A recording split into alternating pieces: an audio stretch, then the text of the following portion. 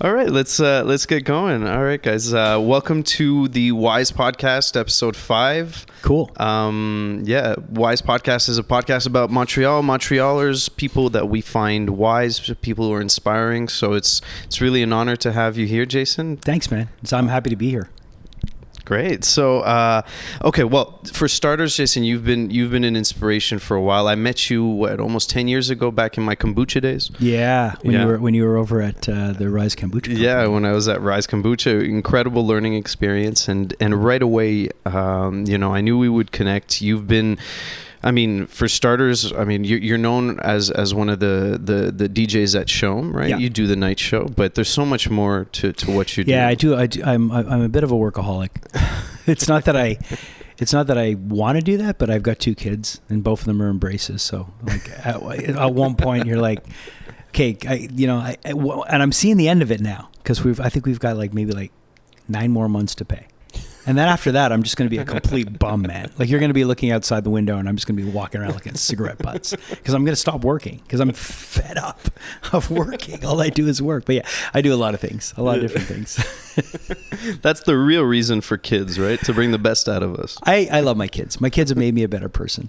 They really have. It's funny, I joke about it, but I always pull the braces thing because if you see me with my kids and they both smile, it's like hard, they've got more hardware than Little John.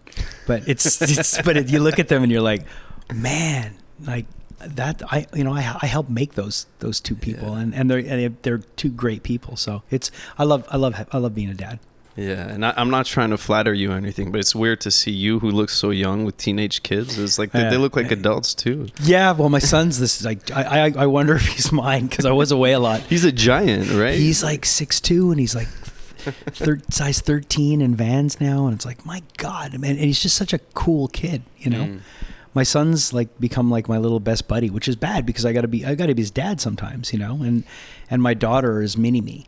I mean, she's just like me. She's just like me. She's got the drive. She's got the humor. She's emotional. She's just really, really like me. So I love my kids. They're fun. A lot of nature or nurture in that. You think that's because they spent time around you? Well, I think they've been lucky to have a lot of people in their lives that are loving and open and caring, and their mom's creative too. She's an artist. She's a hairdresser, and my wife is creative in a different way. She's very pragmatic. She's very wise, and she brings something different to the equation. Both of their paternal parents, me and their mom, are kind of wacky. Like, we're both nuts a bit in our own way, and my wife is she's kind of like this calming force in our trio of parenting, I would say.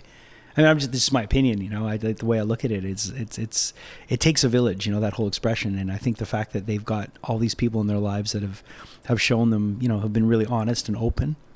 They've turned into, so far so good. I mean, who knows? I mean, my daughter's going to high school this year, so it could all change, That's the wild part. We could be we could be talking in a year and she's a teenage mom. I don't know, But I mean, so far so good. So far so good. So far so good. Yeah. So okay. I mean, I think your story is fascinating, Jason. So how did you become a radio DJ? Maybe we could start with you because you started as a musician, just pure musician. I really started out. I mean, I started out wanting to be an actor. I went to theater school, and I mean, I really look at my life kind of because I got sober a long time ago. I've been sober 27 years. So I really look at my life as before getting sober and after getting sober. Those are the 2 benchmark. That's the real benchmark, and that's the real turning point in my life. So it's kind of before booze and then after booze. Okay. That's really the different me's, I think. And I'm obviously throughout my life I've changed and I've grown, but before I stopped drinking, I wanted to be an actor, and I went to Dawson in theater school, and I stayed there for a couple of years, and then I realized that was a lot of work, so I got into music because music was easier. I mean, less work than memorizing lines. I don't have to memorize lines. I don't have to go to all these rehearsals. I don't have to block things. I don't have to go to costume fittings. I mean, I just get up on stage. I can drink and be an ass.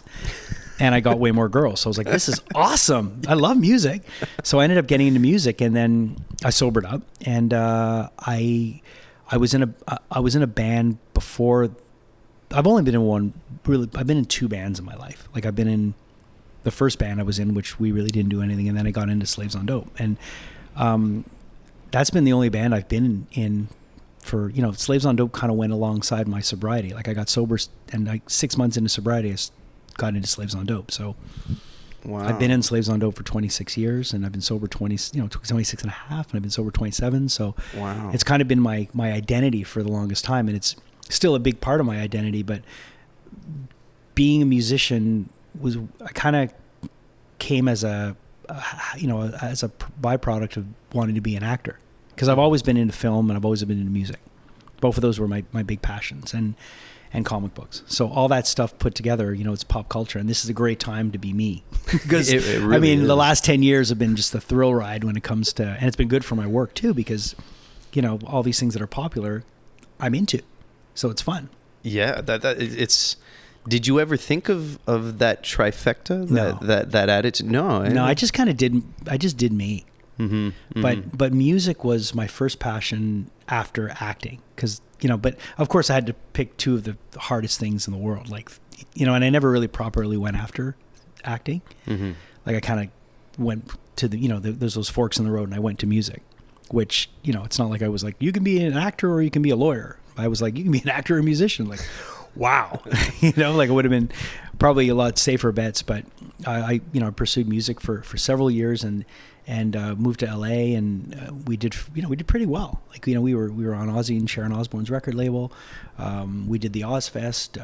We scanned probably between two records. We scanned about 100,000 records. Wow. We did okay. That's the early 2000s, right? I was listening to your music yesterday. That's that first album there with the first Pushing Me. Yeah, Inches from the Mainline was the album that we put out in 2000. We put out a couple records before that, and we've put out a bunch since. But Mm-hmm. That was the record that did, after that we put out an album called Metaphor, and then we took a bit of a break, and then we came back, and we put out two records since. And Kevin and I always work on music. We're always working on stuff, and he works a lot harder than I do, because I'm so freaking busy with all these things. And if it wasn't for him, he tethers me to music still, because I probably at this point would have just said, I've done it. Yeah. But we have so much history together, and he always pushes me to continue. It's like, why wouldn't we continue? And we should keep doing it. So we always have little projects on the go. But to answer your question, I got into radio as a byproduct of being in music for so many years, and I just kind of fell into it. I didn't, I had a history with the station I work at, because in the 90s there was a contest called the CHOM Spree contest, which was a band search. You would win studio time if you won, and you would get played on CHOM, and you go to Canadian Music Week, and it was a really cool contest at the time, and we ended up winning it, and I think it was 93 or 94, and we had a relationship with CHOM. And I had a relationship with CHOM my entire life. I listened to it, I grew up on it, and we had a great run for a few years with CHOM, and then we ended up moving to the States, and we always had a connection to Tutal, who's the veteran DJ there, who just retired a couple of years ago. Yeah. And I never thought I would work at CHOM, but every time I would do radio interviews when we'd be on tour and we'd be in different markets, and we'd pull in and do the morning show or the afternoon show, I always loved radio. I always loved the live aspect of it, like getting on a microphone and anything can happen. And it's like, it's kind of like theater. Like you go out in front of a crowd and you never know what's going to happen. It's like one of the only live mediums left. You mean talk radio or just any type just of any radio? kind of radio. Yeah. Any kind of, if you're pre-taping an interview, it's one thing, but there's something when you turn on a microphone that's a rush.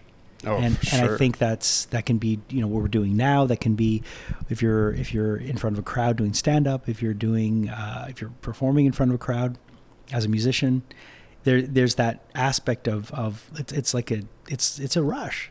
And you get that rush every night? Yeah, I love it. Absolutely love it. Yeah. I never take it for granted. I mean, I'm just so lucky to be doing that job. Are you alone in the studio during your show? It's just you? Just me. Wow. Yeah. Do you ever think about there's like 10,000 people listening to me right now?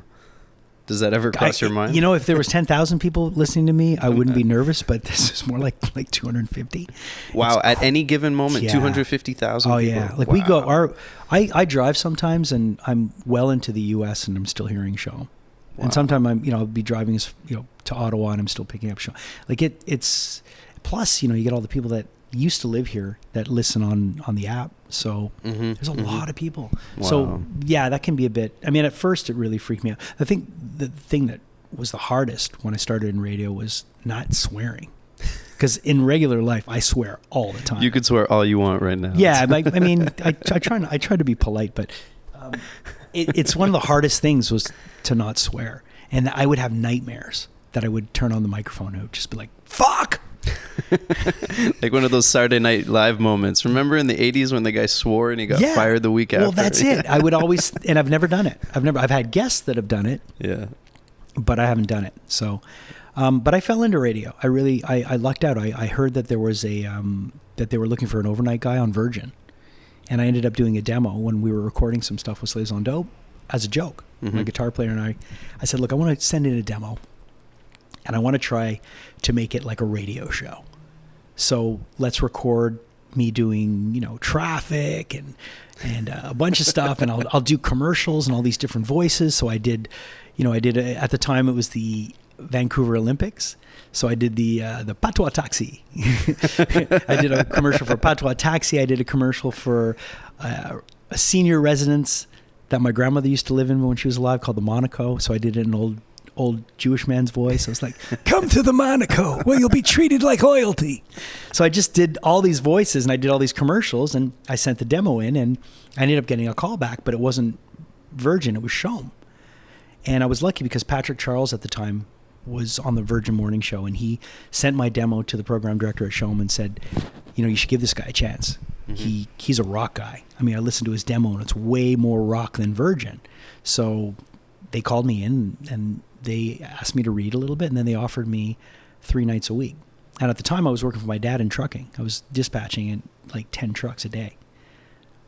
Like, you know, it's an insane job that I absolutely hated. But I was doing it because it was the honorable thing to do and I wasn't being very creative. Yeah. I was doing some stuff on CTV. Christine Long had given me a spot on CTV. I was doing, like, I was a contributor and I was coming in maybe once a week to talk on a panel and I didn't really think anything of it. So when they called me in, they offered me 3 nights a week, overnight, midnight to 5. I was like, yeah. So I did it. And then after 2 months, they offered me a full-time gig, Monday to Friday, midnight to 5. And I was working in trucking. That's rough. Yeah. So I did that. I would do that. I would go to sleep, wake up, and do the afternoons working with my dad. Wow. And I did that for about a year and a half. And then I finally let go of the transport. And I was like, I'm going to just take a dive and go into radio full time. Although I already was full time. I was just, you know, it was insanity. And I was making like half the money I was making doing trucking. So, but I just said, no, I want to be happy. So I did it and, you know, knock on wood if there's wood anywhere. 10 years I've been doing it. Wow. So.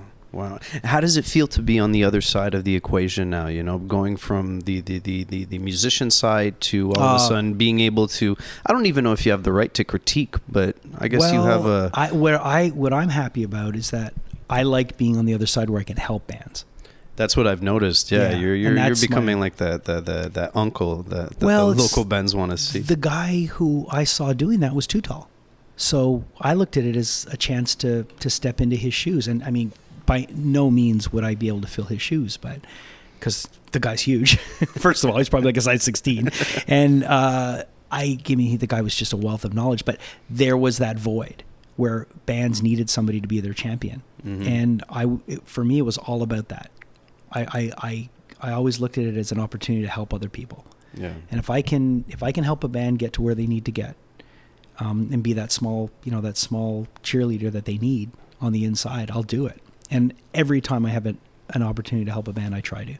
Yeah. And, you know, like one of the bands I was the proudest of since I've been in radio is Half Moon Run. I mean, I believed in those guys from the minute I heard that record, first album, Dark Eyes, and I still believe in them. They're about to drop their 3rd album, and I'm going to see them in Abitibi at the FMA Festival in a week. They're doing 2 shows up there, and I can't wait to see the guys. And I've heard the album, and they're just a phenomenal band. To me, they're the best band to come out in the last decade, easy, maybe 15 years. In general, or just out of Montreal? Oh, no, in general. Wow. They're incredible. Wow, they're that's incredible. A seal of approval right there from Rockman. No, but it's true. And, you know, they gave me a gold record when they went gold on their first album and on the second album. And there's certain things I've done in my life where I've just said, I've done what, my work is done here. And one of them was seeing Half Moon Run get to where they're getting. Mm-hmm. It's like that. And then, being able to create with a couple of people over the last few years have just been like, whoa. So any words of advice for a local up and coming band if they're looking to get ready to get punched in the face repeatedly? Because that's what that's music. Any industry. Any industry, but music in particular. But any industry, like if you go to a regular job, like if I was a bag boy at Probigo for years when I was younger. Yeah. And the great thing about that is I would go and I would start work at 9:30 and I would finish at 5:30 and I got paid always. That's already some security. That's yeah, man. Like you go into music, you're going to go work from 9:30 to 5:30 and you're not going to get paid. And you'll do that for 10 years and you still won't get paid. Mm-hmm. So you better love bagging groceries. Mm-hmm. And that's what music's like. Yeah. You better love doing what you do because the chances of making money doing it are few and far between. And you can't do it. And that's why I love how I've approached music now. I've come back to music doing what we do and I don't care about money. If anything, I kind of screwed myself with that because I don't really treat it as a business anymore, and I should, because we have a bit of a following, we have a fan base, but you'd have to go on tour, and you have to do all that. I want to do music because I want to create. Yeah, and that's kind of where you come back to after you've been through the ringer. You do it, and if you do it again, it's like I'm good just creating to create, and that's where your headspace should always be if you're in music. I don't think you're going to make money. Yeah, it's great if you do, and if you do get an opportunity, treat it like a business. Because that's the only way you will make money. You have to be on top of things. You have to be a businessman or woman and a creative person if you're going to succeed in music. You have to wear a lot of hats, as you know. Yeah, absolutely. But as soon as you're concerned about making something generate revenue, that's when it's going to suck. That's when your music. I mean, look at any band. As soon as they had that kind of pressure, that's when they sucked. And it's not only like the creativity is going to suck, but it's also your whole approach to it, because your gauge as to what's successful or not is going to depend on, hey, did it generate whatever it was supposed to generate? People can smell that a mile away. Yeah, they really can. And that's Half Moon Run's a perfect example of that band will do music because they want to do music, because they need to do music. And they've been successful because it's honest and nobody can do what they do, but they put the hours in. I mean, that band gets off tour and I know people that rehearse next to them, and the band will get off of a 3 or 4 month tour and the next day we'll be in there rehearsing for 7 hours, 8 hours. And that's why they're so good. Awesome. I wanted to talk to you about movies and comic books for sure. Yeah. Those are big things. It seems like you get sent to do all the cool reviews. All the cool movies, you're the one doing the reviews. That's another thing. I kind of just, I've got relationships with a couple of studios, and I get to go do some junkets and talk to some cool people. I've gotten to do that, and I love that. I absolutely love it. Yeah, it's the creative movies that they send you to, like the younger ones. I mean, I've gotten to do like a lot of horror movies, a lot of superhero stuff, a lot of sci-fi stuff. I guess whatever they feel fits my brand, but but I just love film in general. I mean, I have a huge movie collection. I still buy physical. I'm that one guy that's excited that something's coming out on 4K. I'm like, yay! And people are like, why don't you just steal it on the internet? I'm like, well, no, because I love having a movie and I love popping it into my Blu-ray player. Like my kids will be like, it's on Netflix. Why are we putting in the Blu-ray player? I'm like, cause it's going to look better. Trust me. It's not going to be compressed. They see that? Do they? I think they humor me, and I'll be like, look at the blacks on that. Like, look at that. Look at that high, the HDR. Look how. Yeah. But I love film, so I would love to do that more. What kind of film? What really speaks to you? Everything. I'm super open-minded. I mean, if something's done well, same thing with music. If something's done well and it's honest, I like it. Mm-hmm. So I'm not, I'm the guy that went to go see Skyscraper with The Rock in the theater because... Was that done well? It was fun. I mean, to me, going to a movie, there's something about... I get the same rush when I go into a movie theater as I do when I get a new record. I'll crack open a record, I'll put it on the turntable, and I am the first guy that wants to be this band's biggest fan. That's my intention going into anything. Mm-hmm. So the other day I was at the SAQ buying beer for my wife. There's this like Polish beer that she likes, and I was buying it for her, and the guy at the SAQ was like, I think I recognize your voice. I was like, okay. He's like, here's my band CD. I was like, thanks. I'm going to crack it open and I'm going to put it in my car. And I did, and that moment I put it in, I'm like, all right, blow me away. So I always go in with that intention. And the same thing with movies. Like when I go into a movie theater or if I put on a movie, I'm like, all right, let's go. Like, impress me. It's the little things. If you walk in there and you empty out your mind of everything else and you just truly dive into that moment, that's beauty. I love going to the movies. I love it. And, like when I get to go to like an early morning screening with press, although with seeing a movie with press, especially like the Avengers Endgame, I went to see it twice. I went to see it at 10 a.m. with a room full of critics that just want to, just pan it or aren't hardcore fans. Like, I'm the one screaming in the theater. I'm like, yes! When Captain America picks up Thor's hammer, that was amazing. Like, yes! That was amazing. And these people are looking at me like, I'm like, well, fuck you. I mean, this is a huge moment. Do you know what I mean? And the next day I went to go see it in a full theater at like 10:30 at night on a Thursday, like the first showing that public can go see it at. And it was amazing because everybody in the theater wanted to be there and they were cheering, and that's how it's like fine balance between wanting that energy but wanting nobody to sit on either side of me.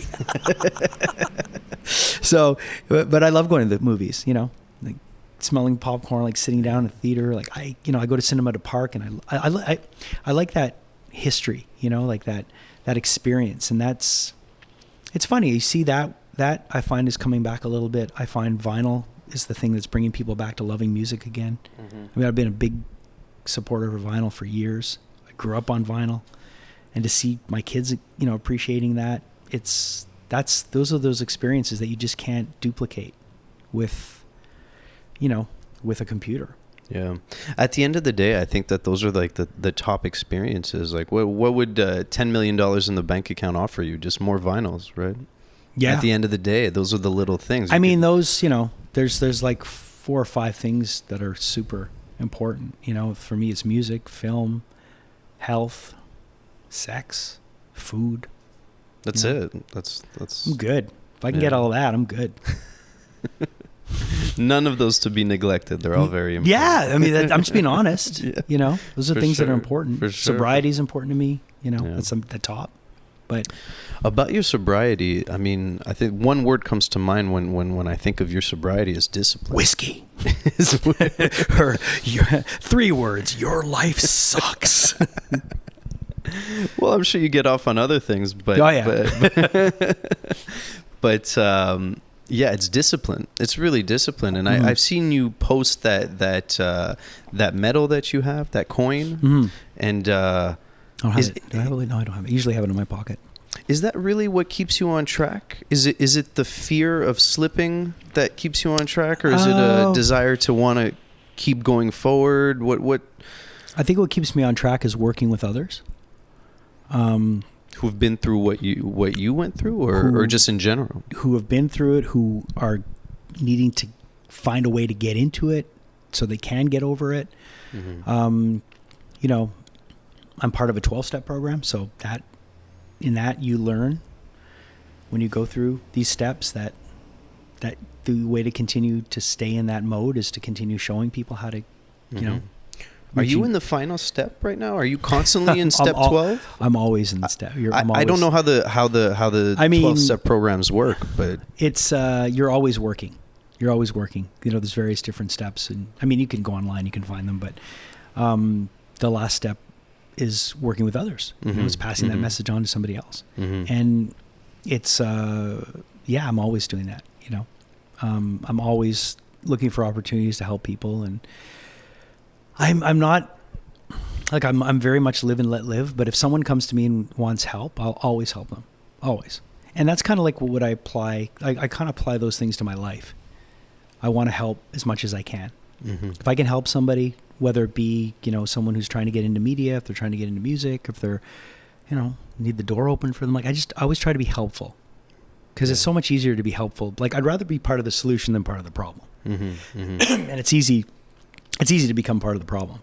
Oh, for sure. Just throw in a bit of ego and, bad weather and no money in the bank account. And it's like, oof, you're just a mess. But it's nice to be helpful because I find that when I'm in that mode, I accomplish a lot more and I feel better. Yeah. But that requires more effort. I find it does. It's easy to be curmudgeon-y, negative, and it's easy to fall into negativity and fall into those habits. But it really is easy. It's easier. Oh yeah. Like when you just face a situation and you have two options. Either you take the upward motion, the high road. The high road, or the low road is always easier. And maybe that's where the addiction comes from. That it's an easy solution. Well, it's easy to duck out on things. It's easy not to be accountable. It's easy to let things go and let things slide. But it all catches up to you in the end. Yeah. And there's no fucking shortcuts, man. There's no shortcuts in life. None. And that's one thing I've learned. Mm-hmm. If you think there's going to be shortcuts and you can take those shortcuts, people ask me if I believe in a higher power or if I believe in God. Yeah. Because the program I'm in, there's a lot of God that's thrown around. It's a God as you understand him. It's basically good orderly direction. It's trusting something else besides yourself. Mm-hmm. I'm not a God person at all. I'm not into religion at all. I think if anything, religion divides people. What I do believe in is spirituality and being a good person. And I think anyone can do that. And I think we all instinctively have a voice inside of our head that tells us right from wrong. And we know it. It's whether we choose to listen to it or not. Mm-hmm. Now, obviously, some people have mental illness and that might be schizophrenia or, their voice could be telling them to do different things. But I'm saying the majority of people, I believe, we all have that voice that we follow. And when you're doing something if it's wrong. For sure. And if you're doing something if it's right. And it's easy to listen to the other voice and say, oh, fuck it. You got to get up in the morning, you got to go to the gym. This morning, I got up. I knew I had to do this, so I was up at 5:30, 6. Couldn't go back to sleep. Tried to sleep. And in my mind, I'm like, why the fuck did I agree to do this at 9 in the morning, But no, I made a commitment and I wanted to do it. But it's so easy to take that other route.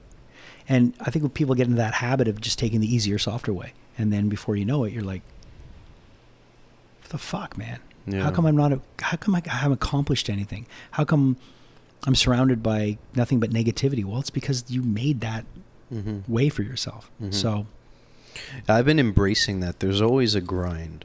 It's just part of what it is. I think you got to learn to like it. You have to learn. Yeah, it's the only way to do it. And I think the only way to like the grind is to like what you're grinding in. So if you're not, if you're not enjoying what you're doing, then don't do it. Do you know what I mean? Yeah. You got to at one point take an inventory and say, okay, is this worth doing anymore? Mm-hmm. Am I achieving anything? Am I accomplishing anything? Am I happy? Yeah. And if the answers are no, then don't do it. Just do something different. Yeah, because it requires too much work. Yeah, but people are scared. People are fearful. And that's the other thing. People are scared to work. People are scared to put hard work in. And you can walk into any place. Like I walked into here today and I'm thoroughly impressed with everything because I could tell that love and work went into this place. And you can tell when you go into somewhere if the work has been put in or if it's half-assed. Yeah. And I don't know. I think it's just not the way I want to operate. I always want to work hard and I love everything I do, but it took me years to get to that point. Mm-hmm. There was some years in my life where I didn't love everything I did. And is that what led to the addiction? Is that what brought you down that road? Or I'm talking in sobriety. I mean, yeah. But I mean, I think a lot of that was being young too. I stopped really young. I stopped at 21. So. Oh wow. Okay. But I think I stopped before. I mean, it was already bad enough. Imagine. Yeah. So I can't imagine. I'd probably be dead. I wouldn't be alive. There's no way. Wow. At the rate I was going, I would have been dead by 40, if that 35. I'm sure of it. Mm. So. But it might have exposed you to a part of the world that you kind of had to see that you probably still carry with you a bit. That gives you that edge, right? Well, I think I've been there. I've been through tough times. I sometimes in my industry I'll see people complaining, and I'm like, man, you have no idea what it is to work hard. Yeah, I know this is hard, but we're great. Be grateful that we get to do what we do for as long as we get to do it. Because there's some people out there that do a lot of other jobs that are a lot harder than what we do. Yeah. And I know that because I've done some of those jobs, and I have respect for people that do those jobs. I have respect for everyone, and I think when you have general respect and you've seen things and you've lived, and I'm also a curious person, like you, I like to talk to people. I'm not closed off. I'm very open. So I get to meet a lot of interesting people, and I'm genuinely interested in people. Like I love talking to people. I love hearing their stories. I like taking the time to ask someone how they're doing, and you learn from that. It's all about that human interaction. And I think when you're closed off to that, again, it goes back to that, those habits of being negative and always being around negativity, and it's like so much easier just to smile. Yeah. Do you have any mechanisms to fight that? Because I've been building my own mechanisms, because maybe it comes from my background, Russian Jewish background. Yeah, I mean, we're we have that nostalgia, that kind of the heaviness of life. We kind of carry it sometimes. Yeah. So I'm building out my own mechanisms of like recognizing negative thoughts, seeing myself see negative thoughts in my mind, and kind of being able to step back. And I seem to be building certain go-to mechanisms. So do you have any of those in your life? Just breathe. Just breathe. Yeah. Breathe and realize it's not going to, it'll pass. Whatever bad it is, however bad it is, it's going to go away. Yeah, it will. It's a temporary situation. Yeah. It really is. And regardless of how bad it is. Like gas, this will pass. It's like when you're really full and you're like, oh man, this is horrible. Yeah. And then you burp and you're like, man, I feel so much better. Feels like a baby a bit. Right. You see so babies. it's I mean, I think when you act, and if you're rooted in emotion all the time, and if you're a lot of artistic people are very emotional, and I think it's part of growing up too a bit, but when you act in emotion, there's consequences. Mm-hmm. They can be positive or negative, but there's consequences whenever you act in emotion. And a lot of people spend their time always acting in emotion, which is good, but I think sometimes you need to take a couple of steps back. Perspective, Yeah. Just go, how bad is this? Is it really that bad? And that's where talking to other people comes into play. Because when you hear other people's stories, you're like, oh man, I just heard what that guy's going through. Yeah. Wow. You know what? I'm fucking pretty lucky. Yeah.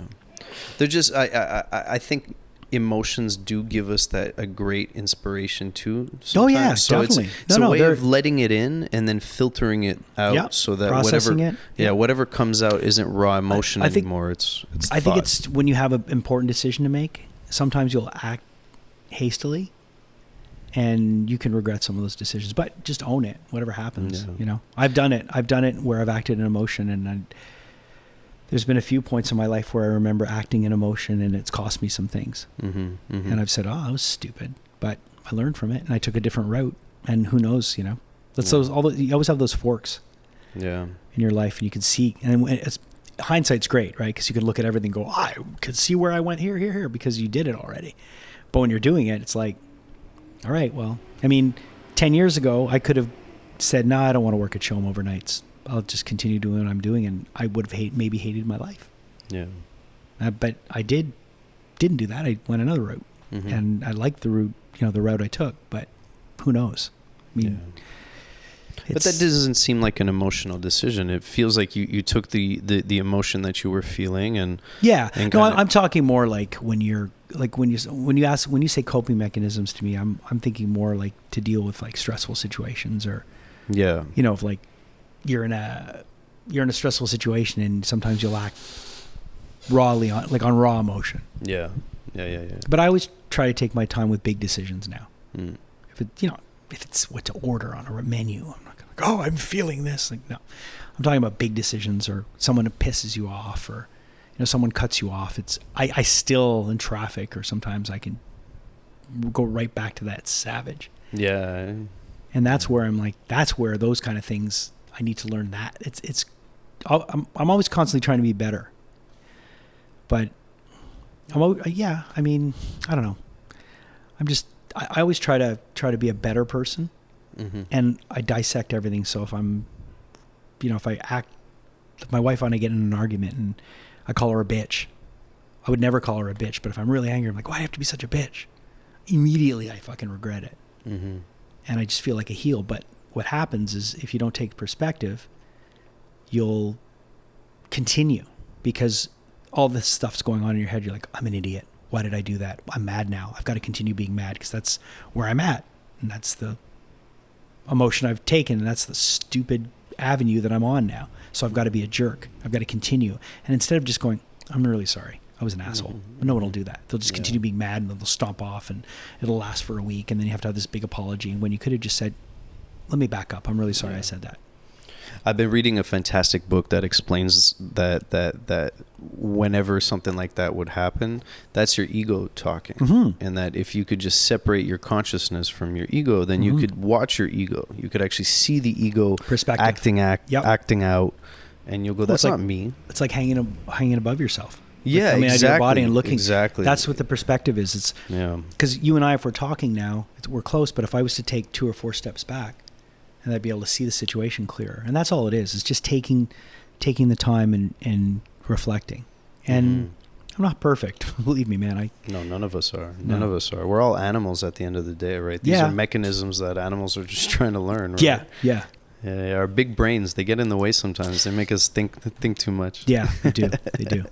Do we have to? Yeah, we still have some time. I really want to dive into comic books. Sure. I really wanted to dive into that. What is it about comic books that you think is resonating so much with the world? I mean, I think comic books have always been popular, but now with the technology that's caught up and it's become so mainstream. I think now we're in a time where, I mean, obviously there's been some moves that were made in terms of like film, like the adaptations, which are the one, which has brought all of this world to a broader audience. Those advances were made with a few movies over the years. Like the 70s, the first Superman movie, first 2 Superman movies are still, to me, some of the best comic book movies. And they might have not had the same, technologies we have today, the CGI and all the jazzy stuff. But those stories were great. The actor was great. And it brought a lot of eyeballs to superheroes. And then Michael Keaton Batman, obviously the campy Batman 2 from the 60s with Adam West. There's been things over the years with pop culture that have brought comic books to the forefront, but they never could really do what was going on in the comic books. Now they can. Anything that happened in a comic book that was drawn can be replicated on screen now. And that's crazy. But it's easy to get caught up with all that stuff and not remember at the base of it there have to be good stories and good character development and great acting and great directing. Yeah, because a lot of movies with special effects are big flops and don't you can work. Tell. I mean, it's like, we're going to blow up a bunch of stuff and we're going to give you CGI sickness from all the... and people see right through it. Yeah. But Marvel has found a way to really connect with people. Marvel Studios, because they have the right people running it. They have the right people in charge that care about the subject matter. It seems to have connected really deep with you, right? What has motivated you? It's definitely not the movies to have, characters I had tattoos. Yeah, I had superhero tattoos before. So where does that come from? What do superhero? What does that whole genre do to you? I think it was escapism. When I was a little kid, these stories were fantastic, especially on the Marvel side, because they took place in real life cities. They were people like you or me that had everyday problems that they had to deal with on top of having all these powers to be respectful of. I think they were just really human stories.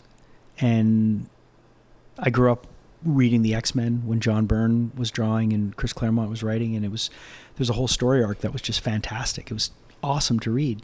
And when I was younger, it was all about Spider-Man, Superman, Batman. I loved Batman because Batman had no power. He was smart. He was smart, and he took his body and did the maximum he could with it. And he also had a shit ton of fucking money to buy every gadget in the world. But he was driven. Like, he was completely, driven to do what he needed to do, which was avenge his parents' death somehow. And he made his life that. What's the difference between Iron Man and Batman when it comes to regular guys who find take their wealth and use it for good? Well, I mean, Batman was a little bit darker. Iron Man went through some dark periods too. I mean, Iron Man had a drinking problem in the comic books, which was amazing. Yeah. Tony Stark was a total alcoholic. Is a whole There's a whole story arc where there's a cover that was drawn. I don't want to say the number because I probably make a mistake. It was in like between the 130s and the 150s. I think someone out there is going to go, no, it's exactly this. But there's a cover, and there's an issue called Demon in the Bottle. Wow. And the cover is Tony Stark, and he's looking into a mirror, and he's got a bottle of booze, and he's sweating. And it was drawn by a guy named Bob Layton, and it's an iconic cover. Wow. And he was dealing with alcohol addiction. He was an alcoholic. And there's scenes where he's like flying around in the Iron Man suit and he's bumping into things. And it was great. And it's funny that Iron Man became the first hero for Marvel Studios because Iron Man was like a tertiary character. He wasn't like even a secondary. He was like on the back burner. You know, you had to be a hardcore comic book nerd to know Iron Man. Wow. It wasn't an everyday character that would come off of people's lips that like it is today. Maybe he was the most human, right? Well, I think, yeah, because of the fact that Tony Stark, again, like Batman, he had a lot of money and he built his own, he had gadgets, he had things he needed to deal with, and he was super smart. So yeah, they're very relatable because anybody can feel like they can get, not everybody can relate to Superman, but Superman had his own issues to deal with. Well, Superman was written as a savior, if I'm not mistaken. He was written by two small Jewish guys in the early 20th century. Yeah, right? I mean, a lot of those characters were created by Jewish immigrants. Who needed saviors. That needed, to have powers and needed to feel, and a lot of them were written around the war too. A lot of the Marvel characters came out of, guys that grew up, throughout that whole Second World War. So yeah, they were heroes. They needed heroes, and it's just cool to see these characters that were created so long ago morph into different things, but still at the root have the same values and have the same beliefs. It's cool. I just think comic books are fun. I don't get to read as much as I used to. Like I really wish I could continue reading and follow the story arcs because they always change them. But I love that whole comic book culture and collecting comic books and I love old comic books like Silver Age, Golden Age, especially Silver Age stuff and Bronze Age. That just I love that stuff.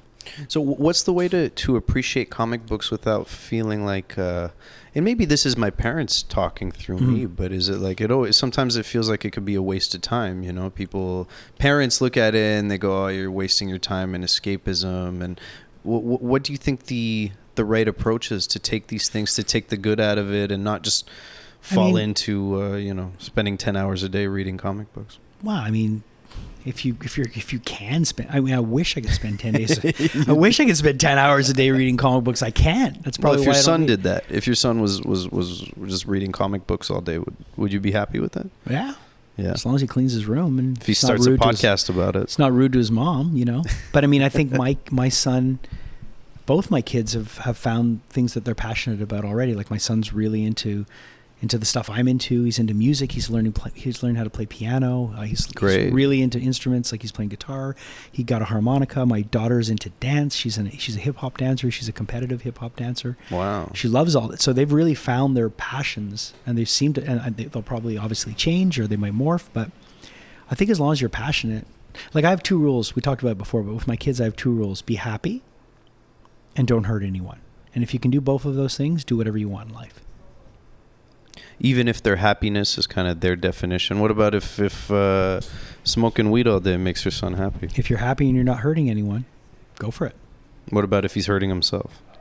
But then he's not doing one of the 2 rules. Because you're hurting yourself, which is someone. Yeah. So those, I've trust me, I've got every situation. But that's how I really feel. Yeah. If you can do both those things, if you can stay in those parameters, then you're good. In my book. That's how I live my life. Like I just try to be happy and not hurt anyone. That's what counts. Yeah. That's really what counts. I think so. Yeah. But it's some people will say, well, no, you gotta have a lot of money. Well, if you don't have a lot of money. Oh, hey guys. So yeah.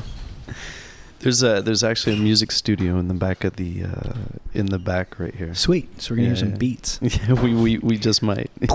We just might. About music in Montreal, what do you think the scene needs here?